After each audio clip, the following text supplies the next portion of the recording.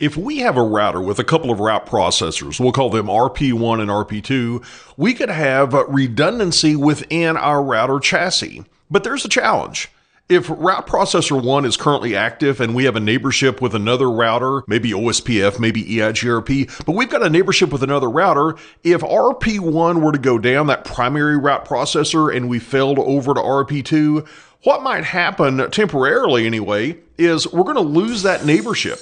And we're going to have to reform another neighborship between our second route processor, RP2, and our neighbor, which in this case is R2. That's the main issue. We're trying to prevent that reestablishment of a neighborship when we're failing over between a primary and a secondary route processor. To address that main issue, we can use a feature called SSO, or Stateful Switchover.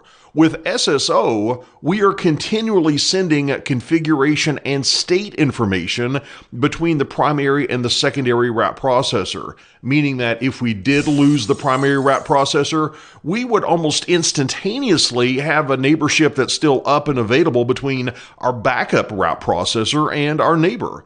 But there's a secondary issue. Even though we're maintaining our neighborship thanks to SSO, we still might drop some packets initially. And the reason is that backup route processor does not have an IP routing table. It doesn't know how to forward packets yet. It has to reconstruct that routing table.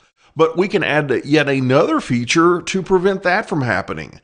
What we can do is use SSO in conjunction with NSF, which stands for nonstop forwarding. Here's how that works.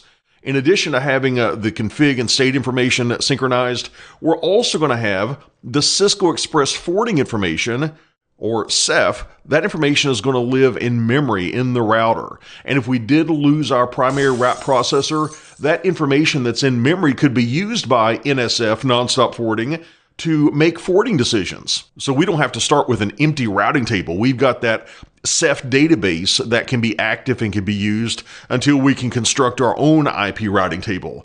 But that's the benefit of using both SSO, Stateful Switchover, in conjunction with nonstop forwarding, NSF. Again, SSO, that's going to help us maintain adjacencies or neighborships between our neighbors, and we couple that with nonstop forwarding so that we can make routing decisions immediately after that failover.